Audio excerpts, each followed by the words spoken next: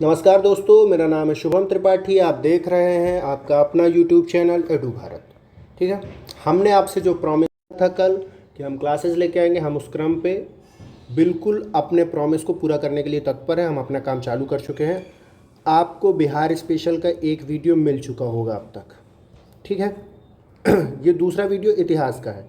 अब इतिहास इसलिए चालू किया क्योंकि आप जानते हैं कि बिहार स्पेशल हिस्ट्री, करंट और साथ में जो आपका यहाँ पे आएगा साइंस, इन तीनों का वेटेज बहुत बड़ा है। और हमने ये दो बड़े सब्जेक्ट स्टार्ट कर दिए। ये ज़्यादा से ज़्यादा 7 से 8 दिन लेने वाले हैं। ठीक है, आज जो ये वीडियो होने वाला है ये एंशिएंट हिस्ट्री का है। और आप जानते हैं कि एंशिएंट हिस्ट्री जो है, एंशिएंट हिस्ट्री में बिहार का योगदान ज़्यादा हो जाता है, क्योंकि आप जानते हैं जब बिहार स्पेशल भी होता है वहाँ पर भी एंशिएंट हिस्ट्री हम अच्छे से पढ़ते हैं। क्योंकि महाजनपद काल जो है, फिर उसके बाद मौर्य, गुप्त, इन सभी की जो कर्मस्थली, इन सभी का जो सेंट्रल एरिया है वो पाटलिपुत्र, पटना, मगध का क्षेत्र है। जैन धर्म, बौद्ध धर्म, इनका भी जो क्षेत्र है वो भी बिहार का कमोबेश बहुत ज़्यादा है। इसीलिए इस पोर्शन से क्वेश्चन हिस्ट्री में बनते हैं बहुत ज़्यादा। तो पहला जो हम लोग चालू करने वाले हैं ये हमारा एंशिएंट हिस्ट्री है, और ये ज़्यादा से ज़्यादा 2 घंटे का होगा। तो ये अभी आज 1 घंटे की और 1 घंटे की क्लास कल हम लेंगे, और ये एंशिएंट हिस्ट्री आपका कंप्लीट हो जाएगा। और ये एंशिएंट हिस्ट्री देखिए, इसके लिए सोर्सेज हमने क्या यूज किया। तो पहले तो हमने एक बुक का सोर्स लिया, उससे शॉर्ट नोट्स तैयार किए। साथ में घटना चक्र जो है हमारी, उसको भी इसमें हमने समाहित करने का कोशिश किया है कि उस पर जो ऐसे क्वेश्चन है जो बार बार बनते हैं उनको भी हम यहाँ पे लेके आ जाएं। ठीक है, तो चलिए चलते हैं, हम आगे बढ़ते हैं। बहुत टाइम हो गया कि क्या करना है, क्या ये बताना बतूना बहुत हो गया। ठीक है, अब आप समझ रहे हो कि मैं क्या करता हूँ क्या नहीं करता हूँ। नहीं समझ में आ रहा है तो 8-9 मिनट का एक वीडियो पड़ा होगा चैनल पे, उसको जाके देख लीजिए कि मैं क्या करने वाला हूँ क्या नहीं करने वाला हूँ इन 30 दिनों में। बस बहुत हो गया, मैं ये अब नहीं बता पाऊँगा। चलते हैं आगे। तो देखिए, अब शुरुआत इतिहास की कहाँ से होती है। इतिहास अगर आप जानते हैं तो हम जानते हैं कि इतिहास को 3 भागों में बांटा जाता है। ठीक है,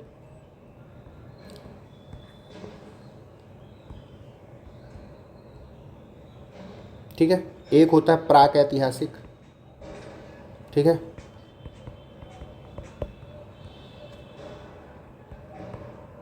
एक आद्य ऐतिहासिक और एक ऐतिहासिक। ठीक, ये 3 भागों में यहाँ क्या होते हैं, आपको सोर्सेस नहीं पता होते हैं, लिखित सोर्स कुछ नहीं होता है। जो आद्य ऐतिहासिक होता है उसमें लिखित सोर्सेस तो होते हैं लेकिन उनको पढ़ने में हम सक्षम नहीं होते हैं। और जो ऐतिहासिक होता है यहाँ पे लिखित सोर्सेस होते हैं और उनको आप पढ़ भी सकते हैं। ठीक है, तो ये जो पाषाण काल है ये हमारा प्राग ऐतिहासिक काल है।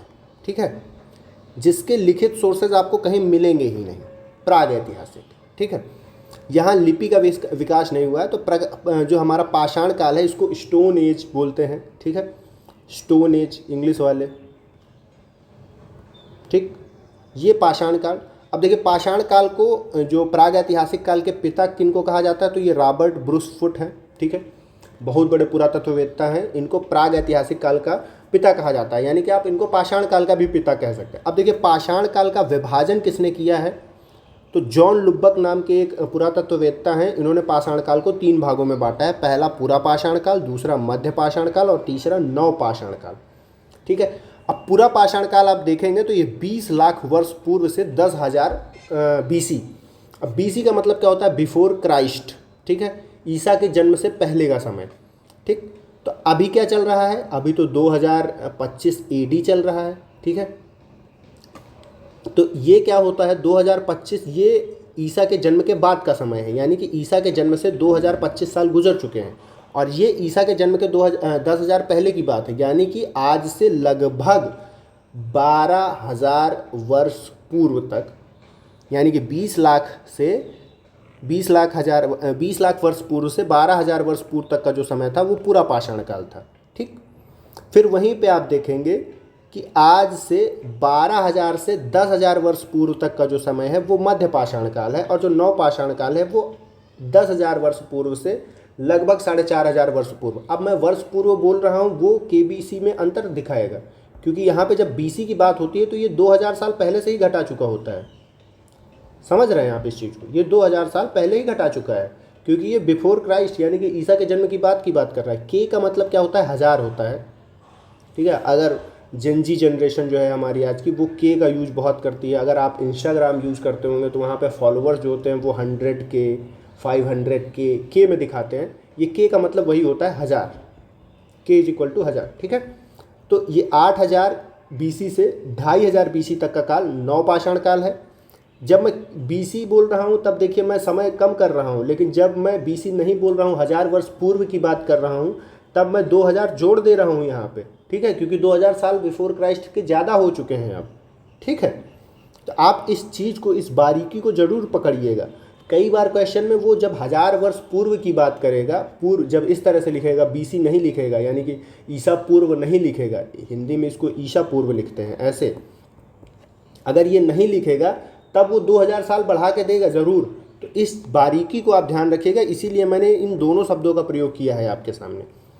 अब देखिए पूरा पाषाण काल जो है, ये देखिए 20 लाख BC से लेकर के 10,000 BC तक का टाइम है, मतलब ये बहुत लंबा टाइम पीरियड है, लगभग 1,90,000 वर्ष पीरियड का टाइम है। ये कितना समय होता है, ये बहुत बड़ा समय होता है। तो इस काल को हमने 3 भागों में और विभाजित किया है।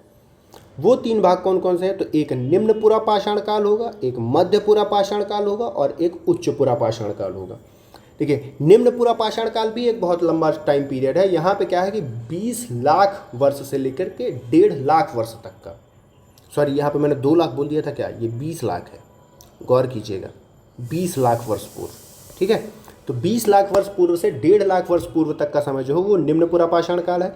1.5 लाख वर्ष पूर्व से 30,000 BC तक का जो समय है ये आपका मध्य पुरा पाषाण काल है, और जो 30,000 BC से 10,000 BC तक का समय है ये आपका उच्च पुरा पाषाण काल है। अब देखिए निम्न पुरा पाषाण काल के जो साक्ष्य मिलते हैं ये सर्वप्रथम सोहन घाटी से मिलते हैं। अब आप देखेंगे सोहन घाटी है कहाँ, तो ये पंजाब के क्षेत्र में पाई जाती है, ठीक है। वर्तमान पंजाब और पूर्व पंजाब यानी कि पाकिस्तान का और भारत का दोनों क्षेत्र में ये सोहन घाटी फैली हुई है। यहाँ पे जो संस्कृति है, पेबुल चॉपर चॉपिंग उपकरण पाए जाते हैं। अब क्या होता था, पत्थर जो होते थे, पत्थर को काट के उनको घिस के इस तरह के हथियार बनाए जाते थे, ठीक है। हथनौरा एक जगह है मध्य प्रदेश में, नर्मदा घाटी में, ठीक है। यहाँ से सबसे पहले मानव की खोपड़ी मिली है, मानव की खोपड़ी। और ये किस काल की मानव की खोपड़ी है, तो ये निम्न पुरा पाषाण काल की खोपड़ी है, यानी कि 1.5 लाख BC से पहले की खोपड़ी मिली।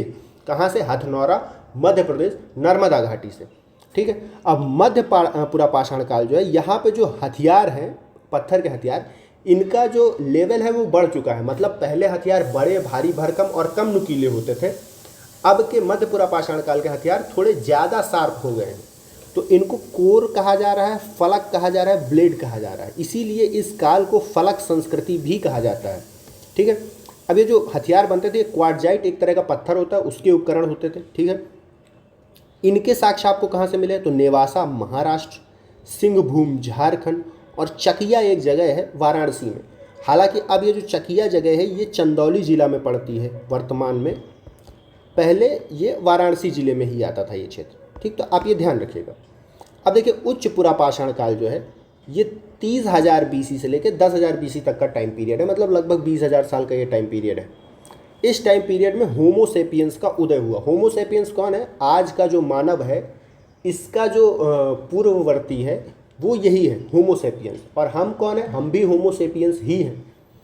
अब देखिए ब्लेड, ये ब्लेड जो है आजकल आप जानते होंगे कि सेविंग के लिए जो इस्तेमाल की जाने वाली स्टील की जो पत्ती होती है जिससे हम लोग सेविंग करते हैं, वो ब्लेड ही उसको कहा जाता है। तो ऐसे पत्थर के उपकरण बनाए गए थे, सोचिए तो वो कितना शार्प और पतला रहा होगा, इसलिए इसको ब्लेड कहा गया। ब्लेड उच्च पुरा पाषाण काल में प्रयोग की गई है। मध्य पुरा पाषाण काल में फलक होता था। फलक भी एक चौड़ा ऐसे पतला सा होता था जिसमें इधर धार रहती थी, ठीक है, वो भी काफ़ी पतला होता था। फलक का ही एक एडवांस्ड रूप था ब्लेड। अब देखिए उच्च पुरा पाषाण काल के साक्ष्य आपको कहाँ से मिले? तो ये सोन घाटी से मिले। सोन घाटी कहाँ? मध्य प्रदेश के क्षेत्र में। आप जानते हैं सोन नदी मध्य प्रदेश के अमरकंटक पहाड़ी से निकलती है और ये उत्तर प्रदेश का सोनभद्र जिला और बिहार में जाके गंगा में मिल जाती है। तो आप ये समझ रहे हैं, तो इसी घाटी में आपको उच्च पुरा पाषाण काल के साक्ष्य मिलेंगे। सोन घाटी और सोहन घाटी से आप कंफ्यूज मत होइएगा। देखिए ये सोहन घाटी है, ये पंजाब में है, और ये सोन घाटी है, ये मध्य प्रदेश में। सिंहभूम झारखंड, जोगदहा, भीमबेटका, बागोर ये मध्य प्रदेश की जगह हैं, यहाँ से भी इसके साक्ष्य मिले हैं। इनाम गांव ये महाराष्ट्र में पड़ता है, बूढ़ा पुष्कर राजस्थान की जगह है, और मुंगेर बिहार का जिला है। आप जान रहे हैं बिहार में मुंगेर नाम का मंडल भी है, ठीक है। मुंगेर मंडल में 6 जिले हैं, हमने आज ही बताया है, तो आप ये चीज़ें याद रखिए, ठीक है। तो ये उच्च पुरापाषाण काल के साक्ष्य कहाँ से मिलते हैं, तो आपके बिहार में मुंगेर जिले से भी मिले हुए हैं, तो आपको ये याद रखना चाहिए। हालांकि देखिए पाषाण काल और हड़प्पा सभ्यता जो है इसका बहुत ज़्यादा कनेक्शन बिहार से नहीं है, क्योंकि बहुत कम साक्ष्य ही है जो हड़प्पा सभ्यता या पाषाण काल के बिहार से मिले हों, लेकिन जो भी मिले थोड़े बहुत वो याद रखिए, ठीक है। अब देखिए हम आते हैं मध्य पाषाण काल में। मध्य पाषाण काल का टाइम पीरियड क्या है, तो मध्य पाषाण काल का टाइम पीरियड है आपका 10,000 BC से 8,000 BC तक, ठीक है। ये 2000 साल का टाइम पीरियड है। इस टाइम पे मानव और ज़्यादा एडवांस होगा, मतलब उच्च पुरापाषाण काल से भी ज़्यादा एडवांस होने वाला है मानव। इस काल में माइकोलिथ मीन्स होता है अत्यंत छोटे पत्थर, मतलब पहले पुरापाषाण काल जो है उसमें निम्न पुरापाषाण काल में ज़्यादा बड़े हथियार होते थे, ज़्यादा बड़े पत्थर के जिनको उठाना कठिन होता था। फिर जब मध्य पुरापाषाण काल आया उसमें हथियारों को उन्होंने और छोटा बनाया जिससे उनका प्रयोग आसान हो सके। उच्च पुरापाषाण काल में और उनको छोटा किया ब्लेड के आकार के। और जब आप मध्य पुरापाषाण काल में आते हैं तो मध्य पाषाण काल में तो मध्य पाषाण काल में हथियार और ज़्यादा एडवांस होने लगेंगे, यहाँ पे उनके और आकार छोटे हो जाएंगे ताकि उनका प्रयोग करना आसान हो सके, ठीक है। ये मिलते कहाँ से हैं मध्य पाषाण काल के साक्ष्य, तो बेतवा घाटी आपको पता है कि बेतवा नदी जो है ये मध्य प्रदेश से आती है और उत्तर प्रदेश में बहती है, तो ये बेतवा घाटी से मिलेंगे आपको इसके साक्ष्य। सोन घाटी से इसके साक्ष्य मिलेंगे। कृष्णा नदी कहाँ है, तो कर्नाटक आंध्र प्रदेश वाले क्षेत्र में, ये वहाँ से इसके साक्ष्य मिलेंगे। बेलन घाटी कहाँ है, तो बेलन नदी ये भी उत्तर प्रदेश में है, इलाहाबाद जिला जो है वहाँ पे ये नदी है, ठीक है। कोल्डीहुआ वगैरह कुछ जगह हैं, ये बेलन घाटी की ही जगह है कोल्डीहुआ, ठीक है। तो ये यहाँ से इसके साक्ष्य मिलते हैं। फिर आप देखेंगे आदमगढ़, ये मध्य प्रदेश में जगह है, और बागोर ये राजस्थान में जगह है। इन दोनों जगहों से पहली बार पशुपालन के साक्ष्य मिले हैं। पशुपालन के साक्ष्य पहली बार कब मिले, आदमगढ़ और बागोर से, ठीक है। ये इंपॉर्टेंट है, मोस्ट इंपॉर्टेंट, ये रट के रखिएगा, बहुत बार क्वेश्चन छप चुका है इसी लाइन से कि पशुपालन के प्रथम साक्ष्य कहाँ से मिले, पशुपालन के प्रथम साक्ष्य कहाँ से मिले, तो मध्य पाषाण काल में मिले हैं। और कहाँ से मिले, तो बागौर और आदमगढ़ से मिले। प्रथम पालतू पशु कौन था मानव का, तो ये कुत्ता था, आप ये जरूर याद रखें। फिर देखिए भीमबेटका जो गुफाएं हैं, लगभग 700 गुफाएं हैं जिनमें से 500 कवर कर ली गई हैं, ठीक है। यहाँ पे गुहा शैल चित्र हैं, मतलब गुफा के अंदर चित्र बनाए गए हैं, ठीक है। और ये कहाँ है, तो रायसेन जिला मध्य प्रदेश MP। देखिए MP पीसेस में एक बार इसने जिला का नाम भी पूछ लिया था। अब बिहार पीसेस में है आपको, तो वहाँ पे जिले का नाम तो नहीं पूछेगा, मुझे जहाँ तक पता है कि बिहार में नहीं पूछेगा कि हाँ ये MP के किस जिले में है, ये नहीं पूछना चाहिए। लेकिन मध्य प्रदेश आप जरूर याद रखिए। और याद रखिए कि रायसेन में कई बार क्या होता है, आयोग दूसरे आयोग के क्वेश्चन कॉपी पेस्ट कर देता है, तो आप ध्यान रखिएगा इस चीज़ को। यहाँ चित्रकारी के प्रमाण मिले हैं, और इसको खोजा कब गया है, तो 1958 में खोजा गया। खोजा किसने है, तो VS वाकंकर ने खोजा है। कई बार ये UP PCS, बिहार PCS और UPSC में भी पहले इस तरह के क्वेश्चन पूछे जाते थे, तो वहाँ पे ये क्वेश्चन पूछा जा चुका है, तो आप ये VS वाकंकर जरूर याद रखेंगे, ठीक है। तो भीमबेटका 700 लगभग गुफाएं हैं, ठीक है, 700 लगभग शैल चित्र हैं, भीमबेटका की गुफाओं में। और इन चित्रों में की खोज कब हुई, तो 1958 में हुई है। किसने खोजा है, तो VS वाकंकर ने। मोस्ट इंपॉर्टेंट फैक्ट, रट लेना है आपको इसको। अब चलते हैं हम आगे। फिर देखिए नवपाषाण काल क्या है, तो नवपाषाण काल के साक्ष्य कहाँ से मिले, तो मेहरगढ़, ठीक है। मेहरगढ़ 7000 वर्ष पहले, 7000 BC यानी कि आज से 9000 साल पहले कृषि के साक्ष्य मिले हैं। तो कृषि के साक्ष्य सबसे पहले कब मिले हैं, तो ये नवपाषाण काल में ही मिले हैं। नवपाषाण काल 8000 BC से के बाद का समय है, ठीक है। 8000 BC से 2500 BC के बीच के टाइम का कृषि के साक्ष्य मिले। और मेहरगढ़ से जौ और गेहूं के साक्ष्य मिले। किसके, गेहूं के। हम आपको बता दें मेहरगढ़ ही एकमात्र ऐसी जगह है जहां से पाषाण काल और हड़प्पा सभ्यता दोनों के साक्ष्य मिल जाते हैं। तो ये बहुत इंटरेस्टिंग चीज़ है, इसको आप याद रखिएगा। अब देखिए नवपाषाण काल के और साक्ष्य कहाँ से मिले, तो बेलन घाटी उत्तर प्रदेश, रेनीगुंटा आंध्र प्रदेश, सोन नदी घाटी मध्य प्रदेश। अब देखिए नवपाषाण काल में बुर्जहोम एक जगह है जम्मू कश्मीर में, और गुफ कराल ये भी जम्मू कश्मीर में। यहाँ से गर्त आवास, मृद भांड और हड्डी के औजार मिले हुए हैं।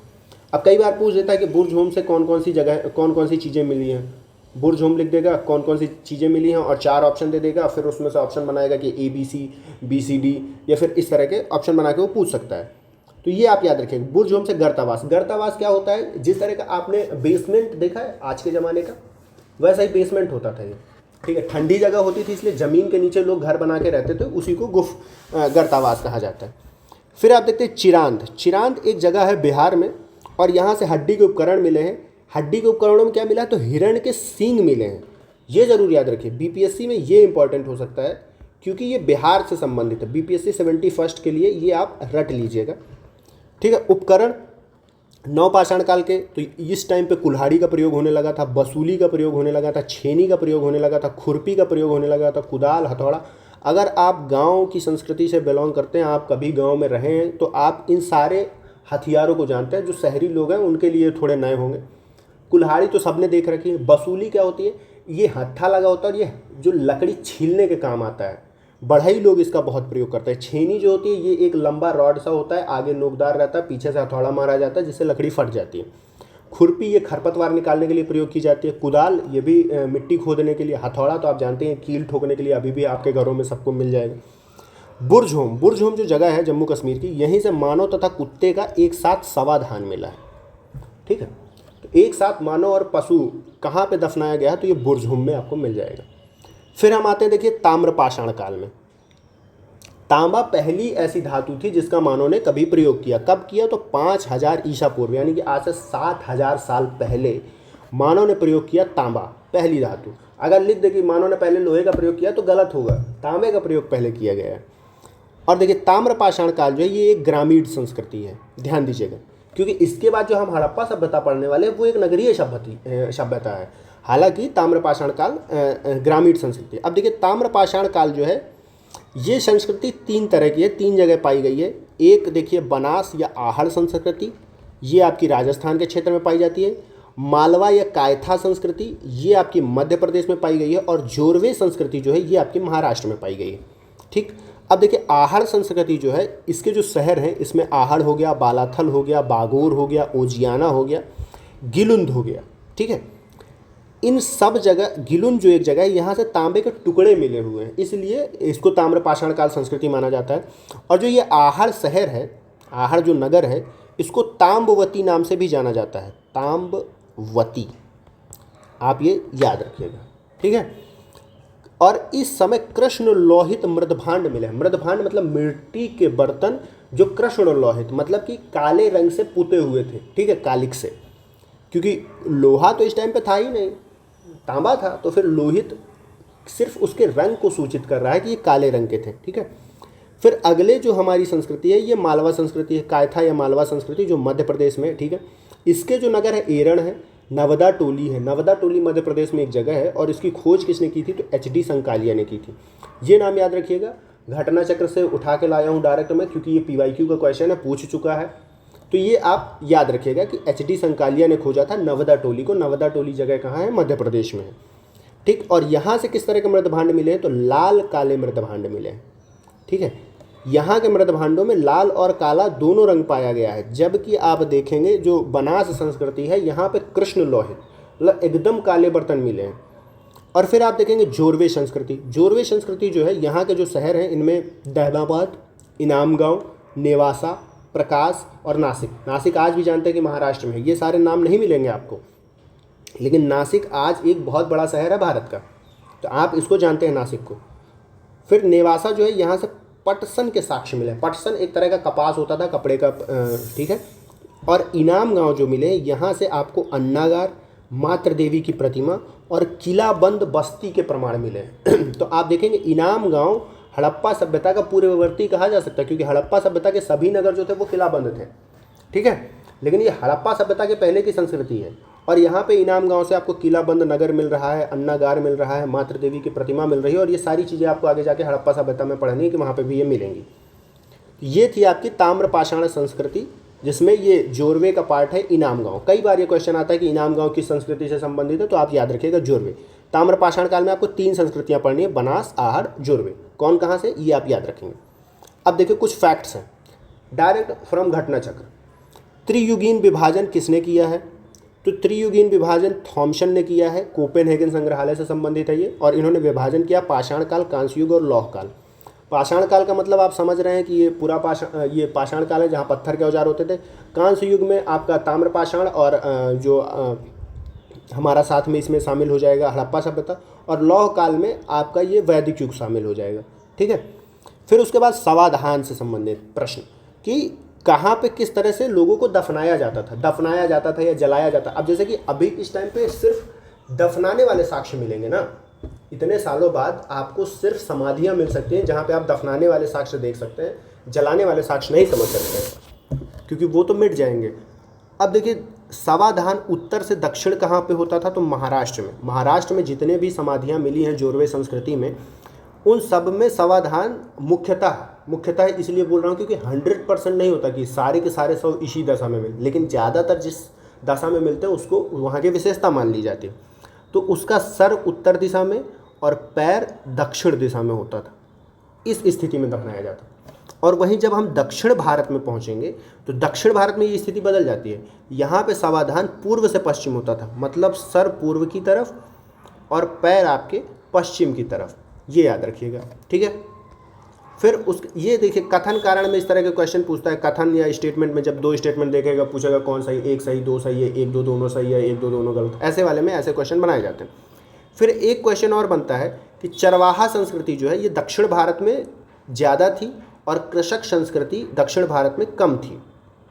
कृषक संस्कृति जो है ये उत्तर भारत में ज़्यादा थी।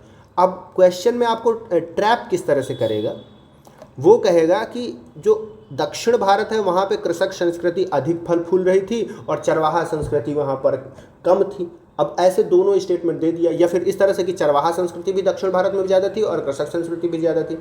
तो इन चीज़ों को बहुत अच्छे से याद रखिएगा, यहाँ पे ट्रैप है आपके लिए।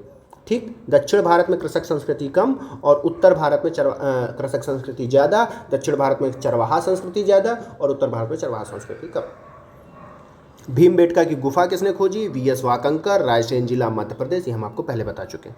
अब चौपानी मांडो एक जगह है जहाँ से झोपड़ी के साक्ष्य मिले हैं, और झोपड़ी किस आकार की है, तो मधुमक्खी के छत्ते जैसे। अब देखिए दो तरह के मृदभांड हमने, एक कृष्ण लौह है जो आपके आहड़ में मिल रहे थे, और मालवा में लाल काले मृदभांड, लेकिन एक गैरिक मृदभांड है गेरू आप समझते हैं। गेरू एक तरह की मिट्टी होती है जिसमें हल्का सा लाल और गोबरेला रंग होता है। ये इस तरह के मृदभांड कहाँ से मिले हैं, तो आपको ये मिले हैं हस्तिनापुर से। ठीक है, हस्तिनापुर मध्य यूपी के क्षेत्र में पाया जाता है। यूपी के उत्तर पश्चिम जो उत्तर प्रदेश है हमारा, वहाँ पे ये आपको मिल जाएगा हस्तिनापुर। अब देखिए राष्ट्रीय मानव संग्रहालय कहाँ, तो ये भोपाल में है, जरूर याद रखिएगा। अब देखिए कृषि, इस तरह के क्वेश्चन बहुत बार पूछता है कि कृषि के सर्वप्रथम साक्ष्य कहाँ से मिले हैं, तो सर्वप्रथम साक्ष्य लहुरा देव संत कबीर नगर से मिले हैं। यहाँ से चावल के साक्ष्य मिले हैं 9000 से 7000 BC के बीच में, और मेहरगढ़ बलूचिस्तान से मिले हैं 7000 BC में गेहूं और जौ के साक्ष्य। अब देखिए मैं आपको एक फैक्ट बताता हूँ जहाँ पे आप ट्रैप से बचेंगे। कैसे, अगर पूछ ले कि कृषि के साक्ष्य सबसे पहले कब मिले, तो आप बोलेंगे नवपाषाण काल। ठीक, अगर पूछ ले कृषि के साक्ष्य सबसे पहले कहाँ मिले, तो आप अगर ऑप्शन में मेहरगढ़ है और लहुरा देव दोनों हैं तो आप मारेंगे लहुरा देव। ठीक है, आप लहुरा देव टिक करेंगे, 100% सही होगा, गारंटी के साथ मैं बोल रहा हूँ। और अगर लहुरा देव नहीं है तब आप मेहरगढ़ मारेंगे टिक। ठीक है, तब आपका मेहरगढ़ सही होगा। लेकिन अगर दोनों मिल जाए तो आप लहुरा देव ही टिक करिएगा। आपको बहुत सारी किताबों में मिलेगा मेहरगढ़, लेकिन नहीं है मेहरगढ़। मेहरगढ़ में जौ और गेहूं मिला है, लेकिन 7000 BC में मिला है, जबकि चावल पहले ही लहुरा देव से मिल चुका है। हालांकि ये साक्ष्य बाद में खोजा गया है, इसलिए इसकी प्रामाणिकता पे लोग ज़्यादा ध्यान नहीं देते, लेकिन अब आयोग मानने लगा है इसी को, तो लहुरा देव सही होगा। आप संत कबीर नगर यूपी का ये एक ज़िला है, ठीक है, यहाँ से मिला है। आप बिल्कुल आँख मूंद के चावल के लिए या फिर किसी भी कृषि के साक्ष्य के लिए लहुरा देव लगा सकते हैं। फिर आता है हमारा कोल्डीवा प्रयागराज। ठीक है, यहाँ से क्या है, चावल के साक्ष्य मिले 6500 BC पूर्व। ठीक है, यांगसी घाटी जो है ये चीन में है, यहाँ से भी चावल के साक्ष्य मिले 7000 BC। मैक्सिको से मक्का के साक्ष्य मिले 6000 BC के। ठीक है, अब हम चलते हैं आगे। महदहा एक जगह है जहाँ से 400 एक साथ मिले हैं। और दमदमा यहाँ से हड्डियों के साक्ष्य मिले हैं, इसको जय नारायण जी ने खोजा है। और यहाँ आप देखेंगे 41 शवाधान मिले हुए हैं, मतलब 41 शव मिले हुए हैं, जिनमें से 5 शव जो हैं वो युग्म हैं, मतलब एक साथ 2 लोगों को दफनाया गया है, और एक जगह पे 3 लोगों को एक साथ दफनाया गया है। ठीक है, तो आप ये याद रखिएगा। और पहली कुल्हाड़ी जो है हैंड एक्स, ठीक है, हस्त कुल्हाड़ी जो है ये पलवरम से मिली है, खोजा है रॉबर्ट ब्रूसफुट ने। और हैंड एक्स कल्चर जो है ये आपको बदमदुरै अतरीपक्कम तमिलनाडु, ठीक है, ये शॉर्ट में मेरी लिखने की आदत है तो ये आप समझ लीजिएगा तमिलनाडु से मिला है। ठीक है, तो ये हैंड एक्स कल्चर कहाँ है, तो बदमदुरै अतरीपक्कम ये जिला है, और ये कहाँ है, तो तमिलनाडु में है। ठीक है, और पलवरम से पहली जो हाथ कुल्हाड़ी है वो खोजी थी रॉबर्ट ब्रूसफुट ने। ये आपका पाषाण काल रैपअप हो गया इतने में। अब चलते हैं हम लोग सिंधु घाटी सभ्यता में। ठीक है, तो जॉन मार्शल जो हैं सिंधु घाटी सभ्यता के लिए इन्होंने अपनी पहली पुस्तक लिखी, अपनी जो पुस्तक लिखी मोहनजोदड़ो एंड इंडस सिविलाइजेशन, जो ये किताब है, इस किताब में उन्होंने सुझाव दिया कि जो सिंधु घाटी सभ्यता है इसको भारतीय सभ्यता कहा जाए। कारण क्या है कि जो सिंधु घाटी सभ्यता इसका बहुत सारा क्षेत्र पाकिस्तान के क्षेत्र में भी विस्तारित है, कुछ अफगानिस्तान में भी है और भारत में भी है। तो उन्होंने सुझाव दिया कि तब भारत का विभाजन हुआ नहीं था, तो उन्होंने इसका सुझाव दिया कि इसको भारतीय सभ्यता कहा जाए। लेकिन इसके अलग अलग नाम हैं, ठीक है, अलग अलग इसके साक्ष्य मिले हुए हैं, कभी कुछ कहा गया कभी कुछ कहा गया। ठीक, आप देखिए इसको प्रथम नगरीय सभ्यता कहा जाता है, और ये कहा किसने है, तो गार्डन चाइल्ड ने। ये कथन जरूर याद रखिएगा। ठीक, और इसी को कांस्य युगीन सभ्यता भी कहा जाता है। ठीक, अब कांसा जो है ये एक मिश्र धातु है। पहले हमने खोज लिया था तांबा, ये तांबे से बनी हुई मिश्र धातु क्या है, कांसा, इसी को कांस्य युगीन सभ्यता कहा जाता है, वो हड़प्पा सभ्यता है। अब हम देखते हैं सबसे पहले क्या होता है। 1826 में चार्ल्स मैसन नाम का एक आदमी है, नरेटिव ऑफ जर्नी, ठीक है, सिकंदर के साक्ष्य की संभावना इसको मिली सबसे पहले कि ये जो सभ्यता है हड़प्पा सभ्यता, इसको लगा कि ये सिकंदर के साक्ष्य हैं। इसके बाद 1853 में कनिंघम जो है, अलेक्जेंडर कनिंघम, ये पुरातत्ववेत्ता हैं, और उस आयोग के बाद में जब पुरातत्व सर्वेक्षण विभाग बनाया उसके अध्यक्ष भी बने ये। इनको सबसे पहले मोहर प्राप्त हुई थी, जिसको इनको लगा कनिंघम को कि ये मेसोपोटामिया की मुद्रा है। ठीक है, जब एक मुहर मिली तो इनको लगा कि ये मेसोपोटामिया का साक्ष्य है, यहाँ पे कोई सभ्यता उनको ये नहीं लगा कि हाँ ये हड़प्पा सभ्यता का साक्ष्य है। ये 1853 की घटना है जब कनिंघम को अपनी यात्रा के दौरान मोहर प्राप्त हुई। 1856 में क्या होता है कि भारत में रेल का विस्तार 1854 में आप जानते हैं कैनिंग के काल में चालू हुआ, ठाणे से मुंबई चली ट्रेन, और इसी क्रम में लाहौर में ट्रेन का विस्तार हो रहा था, रेल लाइन बनाई जा रही थी, जिस काम में जॉन ब्रंटल एवं विलियम बंटल, ये दोनों भाई थे, इनको कुछ ईंटें मिली। ये ईंटें भी किसकी हैं, तो ये भी हड़प्पा सभ्यता की ही ईंटें हैं। और इन्होंने क्या किया, ये ईंटें निकाली और जाकर रेलवे ट्रैक में डलवा दी। तब कुछ पता नहीं कि हाँ ये हड़प्पा सभ्यता की खोज हो रही। ये एक क्रम बता रहा हूँ मैं थोड़ा सा। फिर पहली बार 1921 में हड़प्पा की खोज की दयाराम साहनी ने, और उसके अगले ही वर्ष मोहनजोदड़ो की खोज कर दी राखलदास बनर्जी ने। इन दोनों शहरों को जुड़वा नगर कहा जाता है, ठीक है, हड़प्पा सभ्यता का। तो पहले कौन सा शहर मिला, हड़प्पा। इस कारण से इस नगर का नाम हड़प्पा, इस सभ्यता का नाम हड़प्पा सभ्यता कहा जाने लगा, क्योंकि सबसे पहले मिली थी ये दोनों नगर। कुछ तो टच हो गया। फिर उसके बाद हम देखते हैं कि 1924 में जॉन मार्शल ने सिंधु घाटी की खोज की घोषणा कर दी। पुरातत्व सर्वेक्षण के प्रभारी उस समय कौन थे, जॉन मार्शल। ठीक, जॉन मार्शल के निर्देशन में ही दयाराम साहनी और राखलदास बनर्जी ने हड़प्पा और मोहनजोदड़ो खोजा, और 2 साल बाद जॉन मार्शल ने घोषणा की कि हमको सिंधु घाटी सभ्यता मिल गई। रीज़न इसको सिंधु घाटी बोलने का ये था क्योंकि हड़प्पा और मोहनजोदड़ो दोनों सिंधु नदी की सहायक नदियों पे मिले थे। जैसे कि हड़प्पा जो है वो रावी नदी के तट पे मिला, और मोहनजोदड़ो ये सिंधु नदी के तट पे मिला। अब देखिए इसके कालखंड के विभाजन के बारे में बहुत ज़्यादा मतभेद है। तो रेडियो कार्बन टेक्निक के द्वारा जब खोजा गया, अवशेष जो मिले थे, जीवाश्म मिले थे, उन पर रेडियो कार्बन टेक्नोलॉजी जब अपनाई गई तो पता चला कि ये 2350 बीसी से 1750 बीसी के बीच के सभ्यता है। हालांकि एनसीईआरटी जो है वो मानती है कि ये 2500 से 1800 बीसी के बीच की सभ्यता है।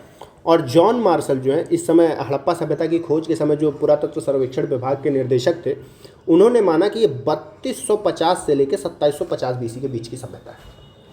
अब देखिए ये तो हमारा सभ्यता का टाइम पीरियड डिसाइड कर। अब देखिए मैं एक जो क्लियर बताता हूँ क्या टाइम पीरियड माना जा सकता है, वो ये होना चाहिए 2350 से लेकर 1750 वाला।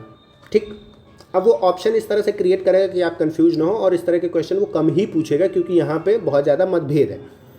फिर हम देखते हैं सिंधु घाटी सभ्यता, जो इसको चतुष्कोणीय, ठीक है, चतुर्भुजाकार भी आकृति बोलते हैं, डायमंड आकार की है ये, क्योंकि आप देखेंगे पूर्व और दक्षिण और जो उत्तर वाला क्षेत्र है वो ऐसा है, और जो पश्चिम का क्षेत्र है वो खिंचा हुआ है। यहाँ पे आकृति में वैसा नहीं बनाया मैंने, पर ये डायमंड शेप्ड भी है। ठीक, तो आप ध्यान रखिएगा चतुर्भुजाकार या तो डायमंड शेप। अब सिंधु घाटी सभ्यता का उत्तरी जो क्षेत्र है, सबसे उत्तरी साइट है सिंधु घाटी सभ्यता की, वो मांडा है। ये चिनाब नदी के किनारे है। आप भूलिएगा मत, मांडी एक सिंधु घाटी सभ्यता की एक जगह है जो कि उत्तर प्रदेश में है। मांडी और मांडा से कंफ्यूज नहीं होना है, ध्यान रखिएगा। मांडा चिनाब नदी के किनारे जम्मू कश्मीर में, और सबसे पूर्वी जो क्षेत्र है वो है आलमगीरपुर, हिंडन नदी के किनारे, मेरठ में मिलेगा ये आपको, मेरठ यूपी। ठीक है, अब देखिए दैमाबाद गोदावरी की सहायक नदी प्रवरा नदी जो है उसके किनारे मिलता है, और ये कहाँ है, तो ये आपका महाराष्ट्र में है। और सूतका गंडोर दास्क नदी के किनारे, ये आपको जाके मिलेगा अफगानिस्तान, ईरान में। अब देखिए इसकी लंबाई और चौड़ाई अगर हम देखें तो जो हड़प्पा सभ्यता है इसकी लंबाई आपको मिलेगी 1600 किलोमीटर और चौड़ाई आपको मिलेगी 1400 किलोमीटर। 20 लाख वर्ग किलोमीटर क्षेत्र में हड़प्पा सभ्यता विस्तारित है। ये सारे फैक्ट्स जो हैं आप इनको याद करना पड़ेगा आपको। देखिए ये लंबाई चौड़ाई वाला जो फैक्ट मैंने लिखा है ये आज तक कभी नहीं पूछा। ठीक है, ये 20 लाख वर्ग किलोमीटर वाला फैक्ट पूछ चुका है, और ये वाले फैक्ट जो हैं, ये चारों दिशाओं के जो क्षेत्र हैं, ये आप समझ लीजिए आज तक अलग अलग आयोग ने कम से कम 10 से 12 बार ये क्वेश्चन पूछ लिया है। अलग अलग आयोग की, UP PCS, MP PCS, Bihar PCS, Rajasthan PCS, UPSC, सब ने इसको अलग अलग बार बहुत बार पूछा। तो आप कम से कम इन चारों को तो रट के जाना है। यहाँ पे जनतंत्रात्मक व्यवस्था थी, जनतंत्रात्मक मतलब लोकतंत्र, और ये कहा किसने, तो हंटर ने कहा है। अब देखिए दुर्ग व्यवस्था आप समझ रहे हैं, मतलब कि किलाबंद व्यवस्था थी। आपने ये चीज़ समझ ली कि ये तो इनाम गांव में ही था, लेकिन जो हड़प्पा सभ्यता है यहाँ के जो दुर्ग व्यवस्था थी वो 2 भागों में बटी हुई थी।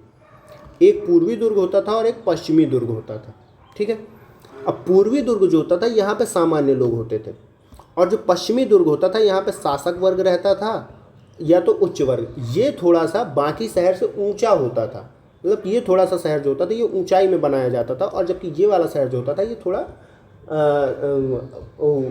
पश्चिमी दुर्ग की अपेक्षा थोड़ा तलहटी में या नीचे थोड़ा होता था, वहाँ बनाया जाता था। अब आप जानते हैं अगर पश्चिमी पूर्वी का विभेद अगर आप एग्ज़ाम टाइम में भूलें तो आप जानिए कि पश्चिमी देश जो हैं वो थोड़ा ज़्यादा शक्तिशाली हैं, उनके पास ज़्यादा धन है, आर्थिक रूप से मजबूत है, जबकि वहीं पूर्वी देश थोड़ा कमज़ोर है। इसीलिए लोग बोलते हैं कि वेस्टर्न कल्चर ये वो। तो आप इस तरह से याद रख सकते हैं कि वेस्टर्न जो है वहाँ पे पावरफुल लोग हैं, और जो ईस्टर्न है वहाँ पे कम पावरफुल लोग हैं, सामान्य लोग हैं। अब देखिए दुर्ग जो होते थे, दुर्गों को किलाबंद किया जाता था। आवासीय भवन जो होते थे उनको ईंटों द्वारा बनाया गया था। इसीलिए इसको, इस संस्कृति को क्या बोला जाता है कि ये नगरीय सभ्यता है। कैसी सभ्यता है? नगरीय सभ्यता है, क्योंकि यहाँ पे ईंटों द्वारा घर बनाए जा रहे हैं, समझ रहे हैं आप। फिर यहाँ पे 2 मंजिला भवन भी आपको देखने को मिलते हैं। आंगन के चारों तरफ कमरे होते थे, रसोई घर और शौचालय की भी व्यवस्था थी। इतना एडवांस्ड नगर नियोजन है इस समय का, आप समझ रहे हैं। लोथल इस समय का एक नगर है जहाँ खिड़की व दरवाजे शहर की सड़कों पर खुलते थे। अब समझिए, बाकी जो नगर हैं वहाँ पे खिड़की और दरवाजे कभी शहर की मुख्य सड़कों की तरफ नहीं खुलते थे।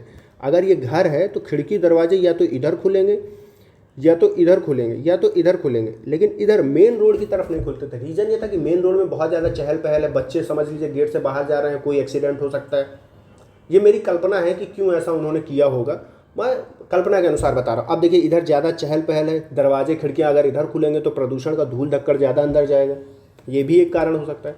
कुछ भी रीज़न हो, ये मेरी कल्पना है, लेकिन मैं बता रहा हूँ क्यों। लेकिन अब देखिए लोथल के क्यों इसी तरह रोड की तरफ क्यों खुल रहे हैं, वहाँ पे प्रदूषण और ये बच्चों का। तो लोथल के लिए मेरे को जो कारण लगता है वो ये है कि लोथल एक व्यापारिक नगर था। आप जानते हैं कि ये हड़प्पा सभ्यता का ऐसा नगर है जहाँ पे गोदीवाड़ा मिला है, यानी कि ये बंदरगाह मिला है।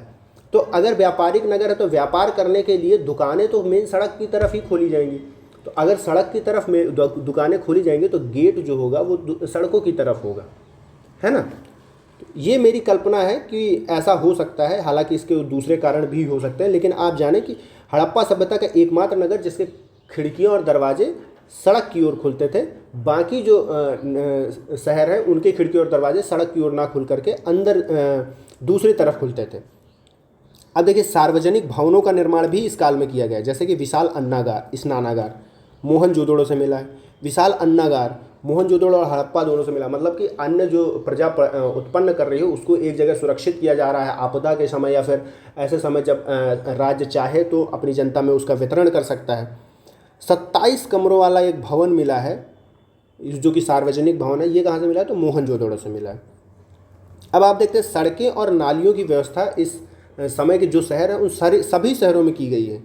शहर जो है वो ग्रिड पर आधारित है, मतलब कि जो शहर हैं आप देखेंगे चतुष्कोणीय, मतलब कि ऐसे 90 डिग्री पर सारे शहर की लगभग सारे, एक शहर है सिर्फ एक शहर जिसकी जो सड़कें वो नहीं काटती हैं, बाकी सारे जो शहर हैं उनकी ऐसे 90 डिग्री पर सड़कें काटती थी। ठीक, तो ग्रिड व्यवस्था इसी को कहा जाता है। ये ग्रिड बन रहे हैं, समझ रहे हैं आप।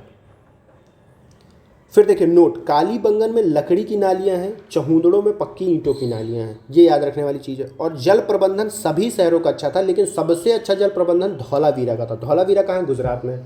अब आप जानते हैं कि धौलावीरा जो है ये एक यूनेस्को साइट भी है। कौन सा? तो 40वां यूनेस्को है भारत का यूनेस्को साइट, तो आप ये भी याद रखें। अब देखिए हड़प्पा सभ्यता का सामाजिक जीवन किस प्रकार का था? तो संभवतः मात्र सत्तात्मक था। देखिए इस समय की जो लिपि है हड़प्पा सभ्यता की वो चित्रात्मक लिपि है, पढ़ नहीं पाया आज तक उसको कोई, तो ये सिर्फ संभावनाएं जताई जा रही हैं कि इस समय की सभ्यता कैसी होगी। तो संभवतः मात्र सत्तात्मक समाज। वर्ग और वर्ण व्यवस्था की जानकारी नहीं मिलती है। कार्य के आधार पर पुरोहित, व्यापारी, किसान और कारीगर आपको देखने को मिल जाएंगे इस सभ्यता में। शाकाहारी व मांसाहारी दोनों प्रकार का समाज था। कपास के कपड़े तथा ऊनी वस्त्रों का प्रयोग देखने को मिला है। आभूषण, पुरुष और महिलाएं दोनों के आभूषणों के साक्ष्य मिले। मनोरंजन के लिए पशुओं को लड़ाना, गीत संगीत, पासा। अब जैसे ये पशुओं को लड़ाने के लिए एक तरह का स्टेडियम टाइप का एक जगह मिली हुई है। फिर हम देखते हैं समाधान, तो दफन भी किया जाता था इस समय, जलाया भी जाता था। और कलड़ा समाधान, इसमें क्या होता था? जलाया और दफनाया दोनों जाता था। फिर उसके बाद हम देखते हैं नोट। नोट में हम क्या देख रहे हैं कि हड़प्पा से RH-37 एक कब्रगाह मिली है, ठीक है। और मोहनजोदड़ो में शवों को जलाया जाता था और हड़प्पा में दफनाने के साक्ष्य मिले हैं, ठीक है। दोनों अलग अलग शहर हैं, दोनों से अलग। RH-37 में क्यों बहुत ज़्यादा जोर दे के मैंने ये लिखा है, आगे भी एक बार और मैंने लिखा होगा जब हड़प्पा की मैंने बात की होगी। रीज़न ये कि ये कई बार रिपीटेड चीज़ है, बार बार पूछ चुका है कि RH-37 कहाँ से मिला है, RH-37 कहाँ से मिला, तो आप यहाँ पे ध्यान दीजिए। अब देखिए आर्थिक नियोजन में अगर हम जाएं, आर्थिक जीवन कैसा था यहाँ का, तो जुताई का साक्ष्य मिला है कहाँ से? कालीबंगन से। यहीं पे जुते हुए खेतों का साक्ष्य मिला है, ठीक है। हल के साक्ष्य मिले, मिट्टी का हल मिला है कहाँ से? बनावली से। सिंचाई वर्षा पर निर्भर थी। नहर का प्रमाण केवल सुर्तगोई से मिला है। सुर्तगोई कहाँ? ये अफगानिस्तान में एक जगह है जहाँ से नहर के साक्ष्य मिला है। फिर हम देखते हैं पशुपालन, कृषि व मांस प्राप्ति के लिए किया जाता था, ठीक है। उद्योग, मनके बनाने का कारखाना आपको देखने को मिलेगा कहाँ से? चहुंदड़ो से। चहुंदड़ो कहाँ? ये पाकिस्तान में एक जगह है, सिंधु नदी के किनारे है, ठीक है। फिर हम देखते हैं सबसे प्रमुख उद्योग क्या है, तो वस्त्र उद्योग इस समय सबसे प्रमुख है। चहुंदड़ो को आर्थिक राजधानी भी कहा जाता है। हम देखते हैं व्यापार, तो व्यापार में आंतरिक और बाह्य दोनों तरह का व्यापार मिला है। व्यापार के लिए सिक्कों का प्रयोग नहीं होता था, इस टाइम पे मुहरों का प्रयोग किया जाता था जो कि सेल खड़ी की बनाई जाती थी। और वस्तु विनिमय भी इस समय पर प्रचलित था। प्रमुख बंदरगाह कौन है? तो लोथल, हमने ऊपर ही बताया आपको। अब देखिए धार्मिक जीवन, तो मात्र देवी की पूजा की जाती थी। हड़प्पा से एक स्त्री मूर्ति के गर्भ से पौधा निकला हुआ दिखाया गया है। वहीं पे पशुपतिनाथ जो है, मोहनजोदड़ो से एक मुहर प्राप्त हुई है जिसमें पशुपति यानी कि भगवान शिव उनको माना जा रहा है, जिसमें चीता, हाथी, गैंडा, भैंसा और हिरन की मूर्तियां मिली हैं। फिर हम देखते हैं वृक्ष पूजा। वृक्ष पूजा में आपको देखने को मिलेगा नाग पूजा देखने को मिलेगी, पशु पूजा देखने को मिलेगी, जल पूजा देखने को मिलेगी, सूर्य पूजा देखने को मिलेगी, लिंग योनि पूजा देखने को मिलेगी, जादू टोना देखने को मिलेगा इस समय। प्रकृति पूजा एकदम बहुत ज़्यादा प्रचलित थी, ठीक है। पूजा का आधार लौकिक था, मंदिर के प्रमाण आपको नहीं मिलेंगे। ये आप ध्यान रखिएगा कि इस काल से आपको मंदिर के प्रमाण नहीं मिलते हैं। अग्नि वेदिकाएं देखने को मिलती है कहाँ से, तो लोथल से और कालीबंगन से, दोनों जगह से। चलिए सांस्कृतिक जीवन की यदि हम बात करें तो आप देखेंगे इस समय लिपि मिली है। लिपि कैसी लिपि है? चित्र लिपि है। इसको बुस्त्रोफेदन लिपि भी कहा जाता है, जिसको पढ़ा नहीं जा सका। इसमें 400 से अधिक चित्र प्राप्त हुए हैं। लेखन जो इस लिपि का है वो दाएं से बाएं किया गया है, मतलब कि ऐसे लिखा गया है, ऐसे। हमारी जो हम जिस लिपि में लिखते हैं देवनागरी लिपि वो ऐसी है, मतलब कि बाएं से दाएं है। और ये जो हड़प्पा सभ्यता की लिपि है ये दाएं से बाएं है। तो आप इस चीज़ को ध्यान दीजिएगा। मुहरें जो मिली है सेल खड़ी और टेराकोटा की मिली है। सेल खड़ी भी एक तरह की मिट्टी होती है और टेराकोटा भी एक तरह की मिट्टी है। सर्वाधिक मुहरें मोहनजोदड़ो से प्राप्त हुई हैं। मूर्ति कला के साक्ष्य मिले हैं। पुरोहित की मूर्ति मिली है। कांस्य की नर्तकी की मूर्ति मिली है। ठीक है। इस काल में पत्थर, टेराकोटा और साथ में आपको कांस्य धातु हो गई, और ये दोनों मिट्टी और पत्थर है। ठीक है।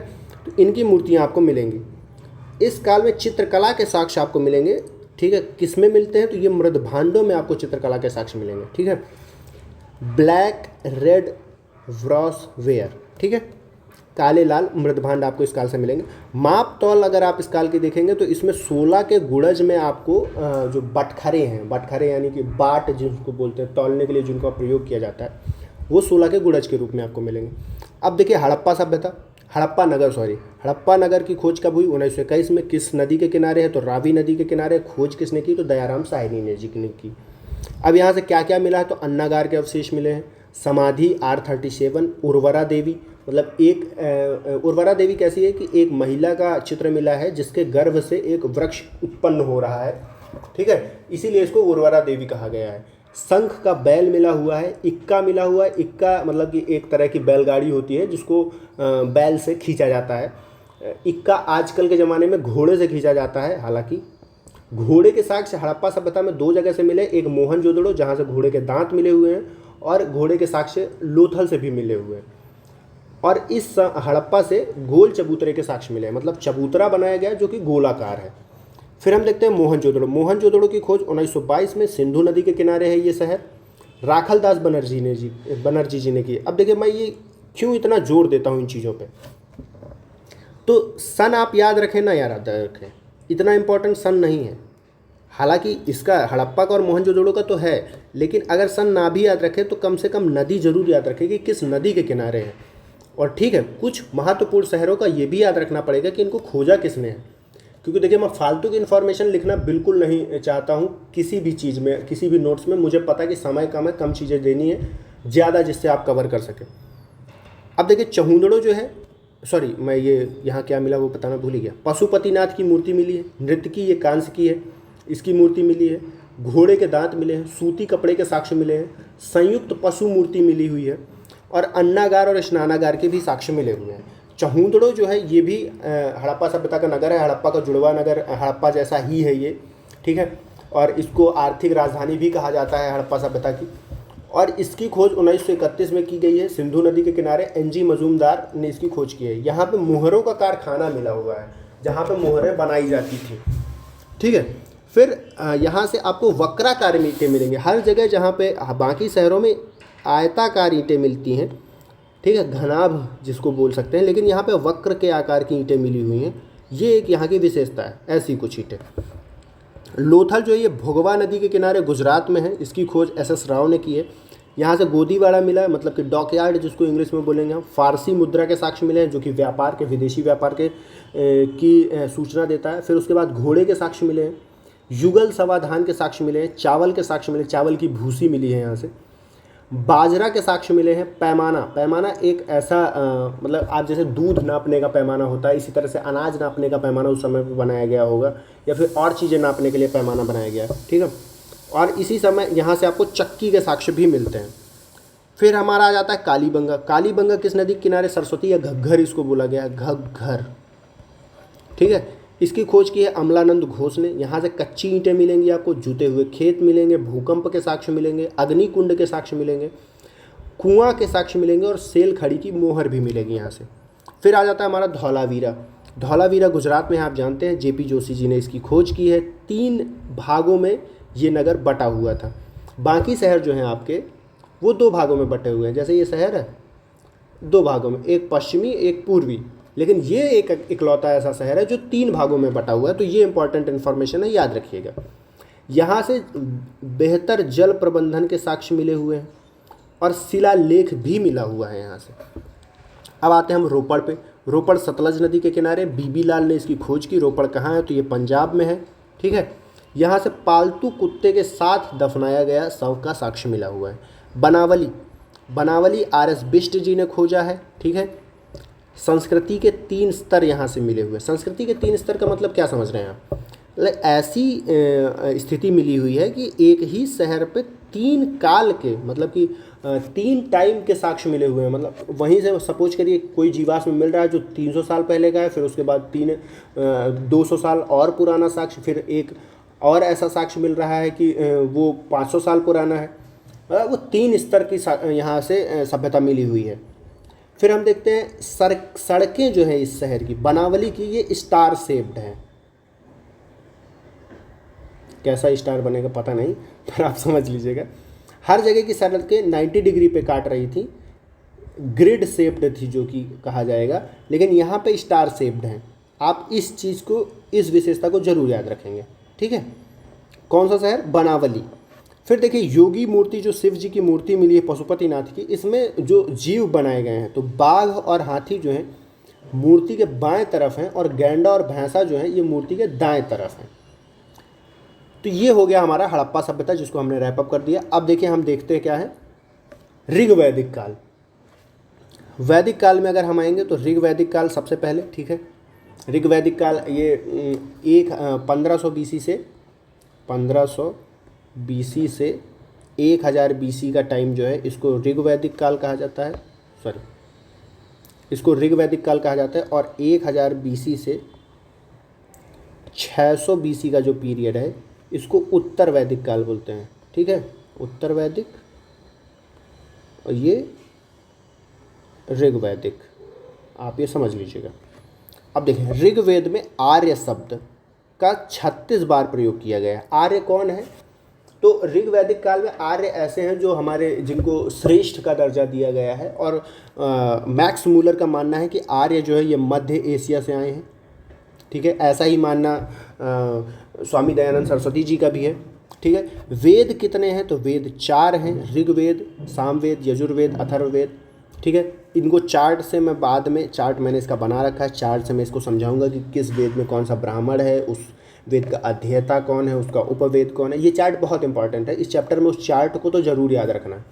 अब देखिए नदियों के पुराने नाम कई बार पेपर में बार बार पूछा है, इसलिए मैंने ये कुछ नदियाँ हैं जिनका ऋग्वैदिक नाम याद रखा करने की कोशिश की है आपके लिए। तो परुषड़ी नदी किसको कहा जाता था? तो रावी को कहा जाता था। सतुद्री किसको कहा जाता था? तो सतलज को कहा जाता था। अस्किनी किसको कहा जाता था? तो चिनाब को कहा जाता था। वितस्ता झेलम को कहा जाता था। आपको याद होगा वितस्ता नदी का युद्ध हुआ था, जिसको हाइडे स्पीच का युद्ध भी कहा जाता है, सिकंदर और पोरस के बीच में। ये जरूर याद रखिएगा, ठीक है। वितस्ता झेलम को कहा जाता था। विपाशा व्यास को कहा जाता था। गोमती गोमल को कहा जाता था। अब कंफ्यूज मत होइएगा, ये वो गोमती नहीं है जो अपने उत्तर प्रदेश में है, जिसके किनारे लखनऊ शहर है, ठीक है। ये गोमती अफगानिस्तान में है और ये उस वर्तमान की जो गोमल नदी है उसको गोमती कहा जाता था। कुंभा काबुल नदी को कहा जाता था, ये भी अफगानिस्तान से निकलने वाली नदी है जो कि सिंधु नदी में बाद में जाके मिलती है। सदानीरा गंडक को कहा जाता था। कुमु कुर्रम को कहा जाता था। सिंधु जो आज इंडस नदी है, ठीक है, इसको आज भी सिंधु ही कहा जाता है कई जगह, ठीक है। तो ये सिंधु हो गई। अब देखिए आरण्यक क्या है? ब्राह्मण ग्रंथों के परिशिष्ट के रूप में जो प्राप्त हुआ है उनको आरण्यक ग्रंथ कहा गया है। वर्तमान में 7 प्रमुख आरण्यक हैं। कौन कौन से? ऐतरेय, तैतरीय, माध्यनिंद्र, सांख्यायन, मैत्रायणी, तलवकार और वृहदारण्यक, ये हमारे आरण्यक हैं, ठीक है। फिर उपनिषद क्या है? तो भारतीय दार्शनिक विचारों का प्राचीनतम संग्रह ही उपनिषद है। शुद्ध ज्ञान पक्ष पर बल दिया गया है उपनिषदों में। भारतीय दर्शन का स्रोत तथा पिता कहा जा सकता है किसको? उपनिषदों को। ठीक है, उपनिषद कितने हैं? तो कुल 108 उपनिषद हैं। अब देखिए, कुछ उपनिषद मैंने यहाँ पे लिखे हैं, कुछ बाद में भी लिखे हुए हैं, जिनमें वर्णन किया गया है कुछ चीज़ों का। जैसे कि कठोपनिषद में यम नचिकेता संवाद का वर्णन है, मुंडकोपनिषद में सत्यमेव जयते का वर्णन है, ईशोपनिषद में याज्ञवल्क्य और श्वेत केतु संवाद का वर्णन है। ठीक है, तो ये मैं क्यों ऐसा दिखा रहा हूँ? क्योंकि ये लिखने के पीछे रीज़न है कि ये बार बार अलग अलग आयोग के एग्ज़ाम में पूछा जा चुका है। इसके अलावा मैंने और भी लिख रखे हैं, आपको दिखा दूँ मैं। ये यहाँ पे उपनिषद और हैं, ये भी पूछे गए हैं, इसीलिए मैंने लिखा है। मैं कोई ऐसी चीज़ ऐड करना ही नहीं चाहता जो पूछी ना जाए और मैं आपको दे दूँ। ठीक है, फिर हम देखते हैं कि राजनीतिक जीवन वैदिक काल का कैसा था। तो राजतंत्रात्मक शासन व्यवस्था थी, कबीला या जन होता था इस समय पे। सभा और समिति, गण और विद की सहायता से शासन चलाया जाता था। ये एक तरह की समितियां होती थी, इनके बारे में मैं सभा और समिति के बारे में अभी और बाद में बताऊंगा। गण और विद ये भी उस समय की सभा और समिति से छोटी संस्थाएं होती थी। फिर हमारा आता है सामाजिक जीवन कैसा था। तो पितृसत्तात्मक समाज था इस समय। ऋग्वेद के 10वें मंडल में हमको परम पुरुष के अंगों से के आधार पर जो है वर्णन मिलता है। किसका? परम पुरुष के अंगों के आधार पर वर्ण विभाजन का वो मिलता है, साक्ष्य मिलता है कि परम पुरुष के किन अंगों से वर्णों का जन्म हुआ है। जैसे कि मुख से ब्राह्मण, फिर छाती से क्षत्रिय, और फिर मध्य भाग से वैश्य और निम्न भाग से शूद्र का, वो वाला वर्णन की बात कर रहा हूँ। जबकि नवा मंडल जो है ऋग्वेद का, वहाँ पे कर्म आधारित वर्ण विभाजन का वर्णन मिलता है 9वें मंडल में। जबकि 10वें मंडल में परम पुरुष के अंगों के आधार पर मिल जाता है। स्त्रियों की स्थिति इस काल में तुलनात्मक रूप से अच्छी थी। फिर आप देखेंगे दास प्रथा का वर्णन ऋग्वैदिक काल में नहीं मिलता है। वस्त्र, नीवी जो होता था ये कमर से नीचे का वस्त्र होता था, और वास जो होता था ये कमर से ऊपर का वस्त्र होता था। प्रमुख प्रशासनिक पद अगर आप देखेंगे तो पुरोहित जो होता था ये मार्गदर्शक होता था, सेनानी सेना प्रमुख होता था, स्पर्श गुप्तचर होता था, रत्निन राजा तथा रथ से संबंधित होता था, व्राजपति जो होता था ये चारागाह होता था, सूत जो होता था वो रथ चालक होता था। ठीक है, फिर आप देखेंगे ऋग्वेद का जो 7वां मंडल है, यहाँ पे आपको 10 राज्य युद्ध का वर्णन मिलेगा। ये परुषणी नदी यानी कि रावी नदी के तट पर हुआ है। ठीक है, इसमें सुदास एक राजा है। ठीक है, जिसके गुरु कौन है? विश्वामित्र हैं। और 10 राजाओं का एक समूह है जिनके गुरु वशिष्ठ हैं, और गुरु यानी कि पुरोहित, और इनके बीच युद्ध होता है और सुदास जीत जाता है। सुदास भरत वंश का था। ठीक है, कहा जाता है इसी भरत वंश के नाम पर ही भारत का नाम भारत पड़ा है, इंडिया का नाम भारत पड़ा है। आर्थिक जीवन इस काल का कैसा था? तो ग्रामीण और पशुपालन था। ठीक है, इससे पहले आप देख रहे हैं हड़प्पा सभ्यता, नगरीय सभ्यता है, लेकिन वो समाप्त हो चुकी है। और जब नया पुनः जीवन चालू हुआ है तो इस काल में ग्रामीण सभ्यता है।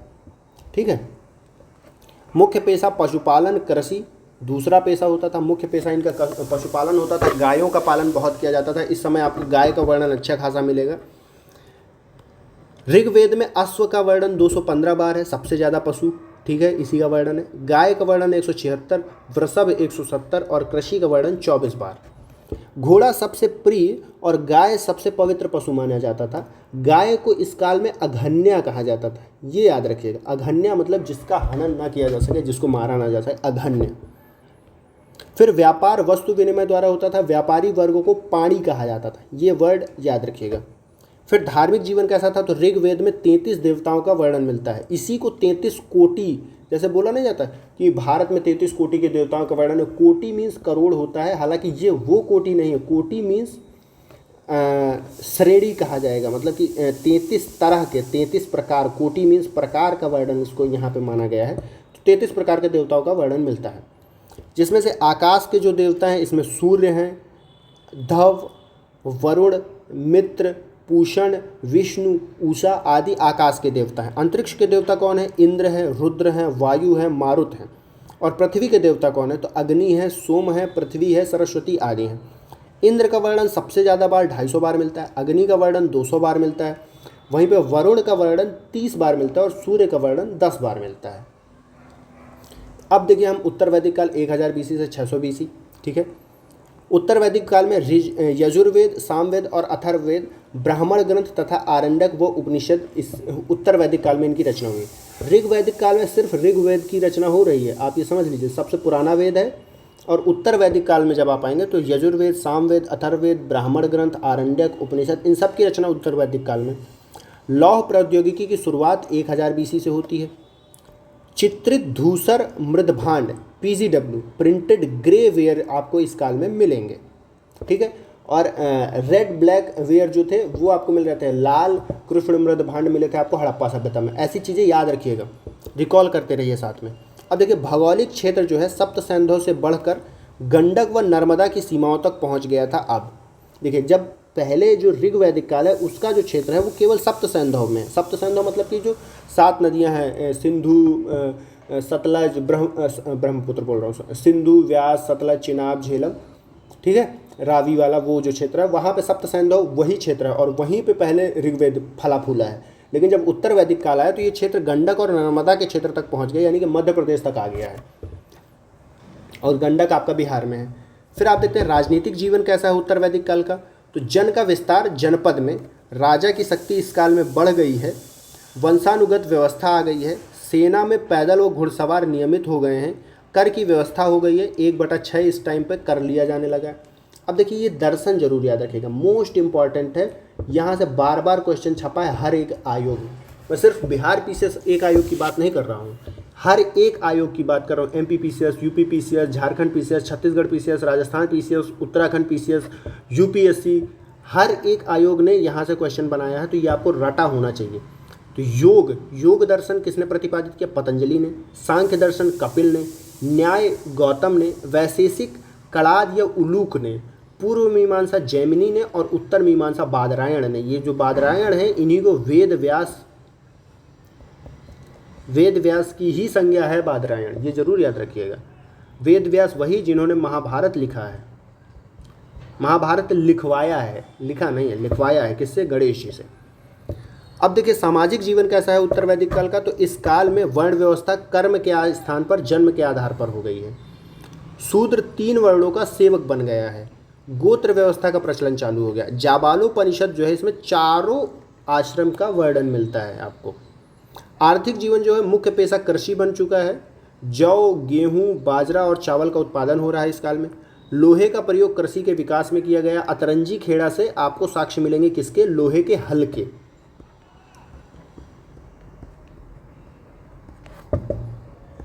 ठीक है। फिर हम देखते हैं धार्मिक जीवन कैसा है। तो पारलौकिक जीवन में विश्वास आ गया है। प्रमुख देवता इस काल में प्रजापति, विष्णु और रुद्र बन चुके हैं। ऋग वैदिक काल में प्रमुख देवता कौन था? तो वहां पे इंद्र था, 250 बार वर्णन मिला है उसका। लेकिन उत्तर वैदिक काल में प्रजापति, विष्णु और रुद्र। पूजा पद्धति में बड़े बड़े यज्ञों का महत्व बढ़ गया है। अब देखिए उपनिषद, तो यहाँ पे बात करता हूँ मैं छांदोग्य और बृहदारण्यक, ये जो 2 उपनिषद हैं ये सबसे प्राचीन और सबसे महत्वपूर्ण है। ऐसा स्टेटमेंट क्वेश्चन में पूछा जा चुका है, तभी मैंने लिखा है। बृहदारण्यक जो है इसमें तमसोमा ज्योतिर्गमय जो स्टेटमेंट है इसका वर्णन है और इसी में ये याज्ञवल्क और गार्गी संवाद का भी वर्णन मिलता है। फिर उसके बाद आप आते हैं कठोपनिषद, नियम नचिकेता संवाद, मुंडकोपनिषद, सत्यमेव जयते, श्वेताश्वतरोपनिषद जो है इसमें आपको मोक्ष का वर्णन मिलेगा। फिर उसके बाद छांदोग्य उपनिषद में 3 आश्रम और जब आप जाबालोपनिषद की बात करेंगे यहाँ पे आपको 4 आश्रम। फिर आप कहेंगे कृष्ण को देवकी का पुत्र किस उपनिषद में कहा गया है? तो ये भी याद रखना, ये भी छांदोग्य उपनिषद में कहा गया है।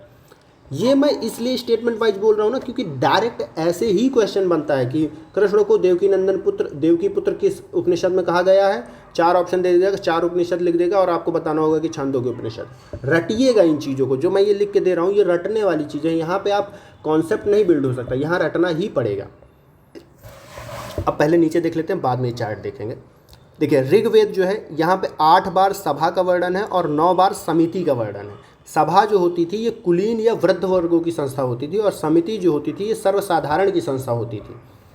इसका 8 बार ऋग्वेद में सभा का और 9 बार समिति का वर्णन मिलता है ऋग्वेद में। हालांकि जब आप अथर्ववेद में पढ़ेंगे तो अथर्ववेद में सभा और समिति को प्रजापति की पुत्रियां कहा गया है। अब देखिए स्टेटमेंट कैसे देगा। कि सभा और समिति ऋग्वैदिक काल में 2 संस्थाएं थी, और ऋग्वेद में प्रजापति की पुत्री कहा गया है सभा और समिति को। गलत हो गया दूसरा स्टेटमेंट, ऋग्वेद में नहीं अथर्ववेद में कहा गया है। तो कैसे पकड़ना है आपको लूप होल्स, कहाँ से वो आपको पकड़ेंगे, कहाँ से आपको फंसाया जाएगा, उनको पकड़ना है। वेदांग कितने? 6। शिक्षा, कल्प, व्याकरण, छंद, निरुक्त, ज्योतिष। प्रस्थान त्रयी में कौन से ग्रंथ आते हैं? तो ब्रह्मसूत्र आता है, उपनिषद आता है और भगवद गीता आता है। ज़रूर याद रखिएगा, यहाँ से बार बार क्वेश्चन बनाया जा चुका है। लिख देगा कि प्रस्थान त्रयी में ब्राह्मण आता है, ब्राह्मण ग्रंथ, आरण्यक और वेद। एक ऑप्शन आपको ये दे देगा कि प्रस्थान त्रयी में ये आते हैं, लेकिन ये नहीं आते हैं तीनों के तीनों। आपको क्या याद रखना है? तो आपको ये तीनों याद रखना है। डायरेक्ट क्वेश्चन बनता है, मैं ऐसी कोई चीज़ नहीं लिखूंगा जहाँ से क्वेश्चन ना आ रहा हो। अब देखिए वेद कितने हैं आपके? आपको पता है ऋग्वेद, यजुर्वेद, सामवेद, अथर्ववेद। ऋग्वेद का जो अध्येता है, जो ऋग्वेद को पढ़ता है, उसको होता या होत्र बोलते हैं ऐसे। यजुर्वेद के अध्येता को अध्वर्यु बोलते हैं। सामवेद के जो अध्येता है उसको उद्गाता बोला जाता है, और अथर्ववेद के जो अध्येता है उसको ब्रह्मा बोला जाता है। अब देखिए ऋग्वेद के ब्राह्मण ग्रंथ कौन कौन से हैं? तो ऐतरेय और कौशितकी। एके से आप याद रखिए, ठीक है। एसके से आप इसको याद रखिए, यजुर्वेद, सतपथ और कंडव। ये डायरेक्ट यहाँ से क्वेश्चन बनाएगा कि ऋग्वेद के ब्राह्मण कौन कौन से? ऐतरेय, कौशितकी, सतपथ, कंडव। 4 ऑप्शन दे दिया, इनमें से फिर बोलेगा 1 और 2, 1 और 2, 2 और 3, 3 और 4, 1 2 3, इस तरह से वो बना के देगा आपको कन्फ्यूज करने के लिए। सामवेद का पंचविश और जैमिनीय, पीजे, ये याद रखें। और सतपथ जो अथर्ववेद है, इसमें केवल गोपथ एक ही ब्राह्मण है, तो आप ये याद रखेंगे। अब देखिए उपवेद में आप आएंगे तो ऋग्वेद का उपवेद है आयुर्वेद, इसकी रचना किसने की? प्रजापति ने। यजुर्वेद का उपवेद है धनुर्वेद, इसकी रचना किसने की? विश्वामित्र ने। सामवेद का उपवेद कौन है? तो गंधर्ववेद, इसकी रचना नारायण कर रहे हैं। नारद मुनि। आप याद है ना, कोई भी आप सीरियल देखे पौराणिक वाला, उसमें नारद मुनि जो है वो नारायण करते रहते हैं। और शिल्पवेद जो है ये अथर्ववेद का उपवेद है, और इसकी रचना विश्वकर्मा ने की है। विश्वकर्मा ने शिल्पवेद, इसको आप कैसे? शिल्प मीन्स होता है भवनों का निर्माण, ठीक है, शिल्पकार। और शिल्पकार जो हम लोग के पौराणिक कथाओं में सबसे बड़े हैं वो कौन है? वो विश्वकर्मा ही है। तो आप ये वाला चार्ट जो है, कौन सा चार्ट? ये चार्ट आप इसको 4 स्टार 5 स्टार मार्क कर लीजिए। वैदिक काल से अगर क्वेश्चन पूछेगा तो यहाँ से आने के चांसेस बहुत ज़्यादा होते हैं, आप ज़रूर याद रखेंगे इसको, ठीक है। अब देखिए वैदिक पीरियड हमारा कंप्लीट हुआ आज, और 1 घंटे की क्लास हो भी गई। अगले क्लास में मैं महाजनपद, मौर्यकाल, गुप्तकाल और फिर जो संगम काल है, गुप्तोत्तर जो है वो मैं कंप्लीट कर दूँगा, ठीक है। आज मैं यहीं तक रखूँगा, ठीक। और ये क्लास यहीं कंप्लीट होती है। अगर आपको पसंद आया है तो आपको पता है क्या करना है, लाइक, सब्सक्राइब, शेयर जो अगर करना है कर दीजिएगा, पसंद आ रहा है तो, ठीक है। और अगर आप मुझसे पर्सनली जुड़ना चाहते हैं तो आपको मैं इंस्टाग्राम पे मिल जाऊंगा। मेरी आईडी है @TRIPATHISHUBHAM0611। आप इतना सर्च करेंगे मिल जाएंगे आप, ठीक है। और पर्सनली आप मेरे से यहाँ पे कनेक्ट हो सकते हैं। मिलता हूँ अगले वीडियो में। जय हिंद, जय भारत।